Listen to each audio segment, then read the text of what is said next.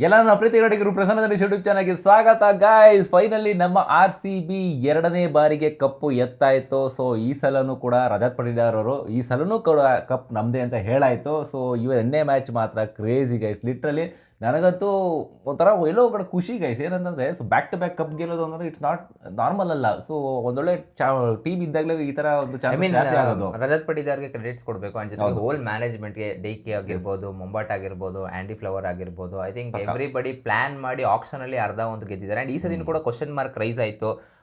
ಏನು ಅಂಥದ್ದೇನಿಲ್ಲ, ಟೀಮು ನಮ್ಮ ಕಡೆ ಇನ್ನೂ ಬೇರೆಯವರು ತುಂಬ ಸ್ಟ್ರಾಂಗ್ ಆಗಿದ್ದಾರೆ ಅದು ಇದು ಅಂತ. ಎಸ್ಪೆಷಲಿ LST ಮೇಲೆ ತುಂಬ ಹೋಪ್ ಸಿಕ್ಕೊಂಡಿದ್ರು, ಹೈದರಾಬಾದ್ ಮೇಲೆ ಹೋಪ್ ಸಿಕ್ಕೊಂಡಿದ್ರು, ರಾಜಸ್ಥಾನ್ ಮೇಲೆ ಹೋಪ್ ಸಿಕ್ಕೊಂಡಿದ್ರು. ಮ್ಯಾಚ್ ತನಕ ಫಿಲ್ಸೌಟ್ ಅವ್ರು ಬಂದ್ರು. ಫಿಲ್ಸೌಟ್ ಅವರು ಅರ್ಧ ಮ್ಯಾಚ್ ಆದ್ಮೇಲೆ ಸೊ ಆಡ್ಲೇ ಇಲ್ಲ ಈ ಸತಿ ನೋಡಿ. ಫಿಲ್ಸೌಟ್ ಇಲ್ಲೇನು ಕೂಡ ವೆಂಕಟೇಶ್ ಅಯ್ಯರ್ ಅವರು ಬಂದು ಆ ಜಾಗನ ಕಂಪ್ಲೀಟ್ ಫಿಲ್ ಮಾಡ್ತಾರೆ. ಏನ್ ಗುರು ನೀನೆ ಚೇಸಿಂಗ್ ಮಾಡ್ಬೇಕಾದ್ರೆ ವೆಂಕಟೇಶ್ ಅಯ್ಯರ್ ತೋರ್ಸಂತ ಗುಂಡ್ಕೊಂಡು ಹೌದು ಕ್ರ್ಯಾಂಪ್ ಆಗಿದ್ರು ಕೂಡ ಕ್ರೇಜಿ ಮ್ಯಾಚ್ ಗುರು. ನಾನು ಆಕ್ಚುಲಿ ಅನ್ಕೊಂಡಿದ್ದೇನೆ ಗೊತ್ತಾ, ಇವರು ಒಂದು 200+ ಹೊಡಿತಾರೆ, ಮಜಾ ಇರುತ್ತೆ ಅಂತ ಅನ್ಕೊಂಡೆ. ಬಟ್ 150 ಆಲ್ ಔಟ್ ಆಯ್ತು. ಬಟ್ ನನಗೆಲ್ಲ ಒಂದು ಸೈಡ್ ಸಿಂಗಲ್ ಸೈಡ್ ಮ್ಯಾಚ್ ಅಂತ ನನಗೆ ಆಲ್ರೆಡಿ ಗೊತ್ತಾಗ್ಬಿಡ್ತು. ಯಾವಾಗ 55 ಇನ್ನು 2 ವಿಕೆಟ್ ಇತ್ತು. ಬಟ್ ಅವಾಗಲೇ ನಾನು ಕನ್ಫರ್ಮ್ ಮಾಡ್ಕೊಂಡ್ಬಿಟ್ಟೆ, ಇಲ್ಲ ಇದು ಆಲ್ಮೋಸ್ಟ್ ಇದು ಒನ್ ಸೈಡೆಡ್ ಮ್ಯಾಚ್ ಅಂತ. ಯಾಕಂದ್ರೆ ನಿಮಗೆ 150 170 is not target for Virat Kohli. ಯಾಕಂದ್ರೆ ವಿರಾಟ್ ಕೊಹ್ಲಿ ಏನ್ ಮಾಡ್ತಾರೆ, ಚೇಸ್ ಮಾಡಬೇಕಾದ್ರೆ ಕ್ಯಾಲ್ಕುಲೇಟಿವ್ ಆಗಿ ಮಾಡ್ತಾರೆ. ಸೊ ಐ ಥಿಂಕ್ ಇವಾಗ ಏನಂದ್ರೆ ಸ್ಟಾರ್ಟಿಂಗ್ ನೀವು ನೋಡಿ ವಿರಾಟ್ ಕೊಹ್ಲಿ ಅವರು ಇಂಟೆಂಟ್ ತೋರಿಸಲ್ಲ, ವೆಂಕಟೇಶ್ ಅವರು ಇಂಟೆಂಟ್ ತೋರಿಸ್ತಾರೆ.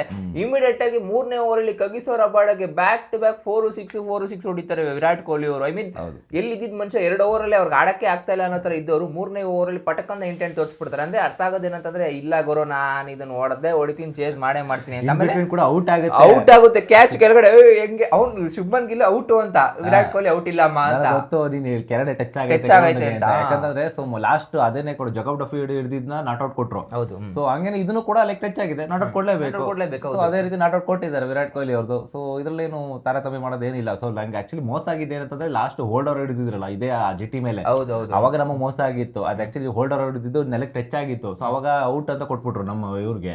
ಸೊ ಇವತ್ತು ನಾಟ್ ಔಟ್ ಕೊಟ್ಟಿದ್ದು ಎರಡು ಕೂಡ ಲೈಕ್ ಫೇರ್ ಅಂತ ಅನಿಸ್ತು ಇವತ್ತಿನ ಮ್ಯಾಚ್, ನೆನ್ನೆ ಮ್ಯಾಚ್ ಅಲ್ಲಿ. ಸೊ ಅವತ್ತಿನ ಮ್ಯಾಚ್ ಅಲ್ಲಿ ನಾಟ್ ಫೇರ್ ಇತ್ತು, ಸೊ ಇವತ್ತು ಫೇರ್ ಇತ್ತು ಅಂತ ಅನಿಸ್ತು. ಸೊ ನಿಮ್ಗೆ ಕ್ಯಾಚ್ ಬಗ್ಗೆ ಕಮೆಂಟ್ ಮಾಡಿ, ಓಕೆನಾ? ಒಟ್ನಲ್ಲಿ guys one of the craziest IPL ನಡೆದಿದ್ದು. I think not the interesting match ಅಂತ ಹೇಳಕ್ಕಾಗಲ್ಲ. ಬಟ್ ನಮಗೆ ಪ್ರೈಡ್ ಏನಪ್ಪಾ ಅಂತಂದ್ರೆ ಬ್ಯಾಕ್ ಟು ಬ್ಯಾಕ್ 2 ಗೆಲ್ತೀವಿ. ಸೊ 2 ಸ್ಟಾರ್ಗಳನ್ನ ನೆಕ್ಸ್ಟ್ ಸತಿ ಹಾಕೊಂಡ್ ಬರ್ತೀವಿ. I think only thing 3 team ಅದನ್ನ ಸಾಧನೆ ಮಾಡಿರೋದು, ಒಂದು ಮುಂಬೈ, ಇನ್ನೊಂದು CSK ಅಂಡ್ ನಮ್ದು.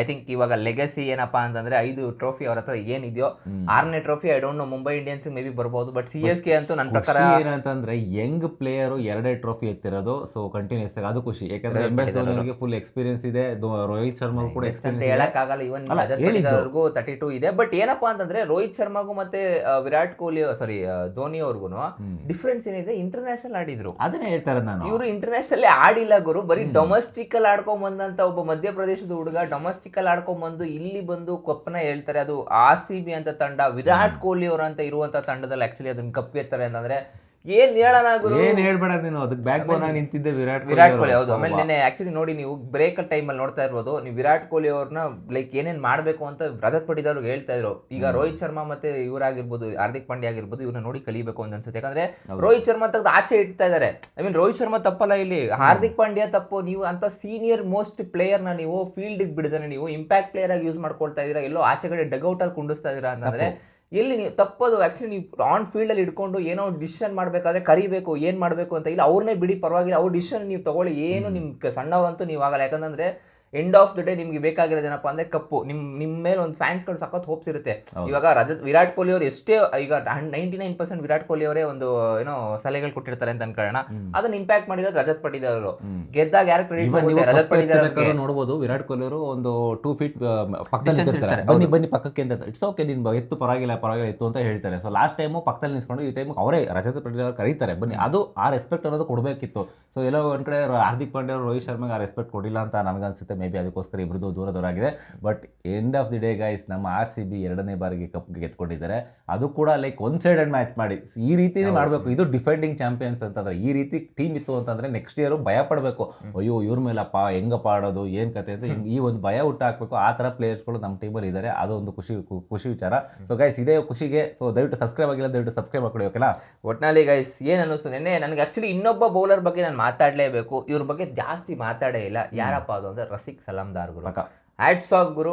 ಅಂಡರ್-7 economy 3 wicket. I think every season ಅಲ್ಲೂ ಕೂಡ ನೀವು ನೋಡೋಗಿದ್ರೆ ಒಬ್ಬೊಬ್ರು ಪಿಕ್ ಆಫ್ ದ ಬೌಲರ್ ಆಗ್ತಾ ಇರ್ತಾರೆ. ನಮ್ ಕಡೆ ಯಶ್ ದಯಾಲ್ ಅವರು ಇದ್ರು ಲಾಸ್ಟ್ ಇಯರ್. ಈ ಸತಿ ಯಾರಪ್ಪ ಅಂತಂದಾಗ ಅಭಿನವ್ ಸಿಂಗ್ ಅವರು ಅವ್ರನ್ನ ರಿಪ್ಲೇಸ್ ಮಾಡ್ತಾರೆ. ಅಭಿನವ್ ಸಿಂಗ್ ಕರೆಕ್ಟ್ ಆಗಿ ಆಡಲ್ಲ, 2 ಮ್ಯಾಚ್ ರನ್ ಮಿಷಿನ್ ಆಗ್ಬಿಡ್ತಾರೆ. ಆಮೇಲೆ ಇಮಿಡಿಯೇಟ್ ಆಗಿ ನಮ್ ಕ್ವಶನ್ ಬರೋದು ಮಯಾಂಕ್ ಯಾದವ್ ಅಂತ ಒಬ್ಬ ಹುಡುಗ ಇದಲ್ಲ, ಮಂಗೇಶ್ ಯಾದವ್. ಆ ಹುಡುಗ ಬರ್ಬೋದೇನೋ, MPL ಆಡಿದ್ರು, ತುಂಬಾ ಯಾರ್ಕರಾಗಿ ಆಡ್ತಾರೆ, ಬ್ಯಾಟಿಂಗು ಚೆನ್ನಾಗಿ ಆಡ್ತಾರೆ ಅಂತ. ಬಟ್ ಅವ್ರನ್ನೂ ಸರ್ಪ್ರೈಸಿಂಗ್ಲಿ RCB ಅವರು ಅವ್ರಿಗಿಂತ ಅಹೆಡ್ ಇಕ್ಕಿದೆ ಯಾರಪ್ಪ ಅಂದ್ರೆ ರಸಿಕ್ ಸಲಾಮ್ದಾರ್ನ. ಲಾಸ್ಟ್ ಸೀಸನ್ ಆಡ್ಸಿದ್ನಲ್ಲ, ಈ ಸೀಸನ್ ಆಡಿಸ್ತೀನಿ ಅಂತ ಆಡ್ಸಿದ್ರು.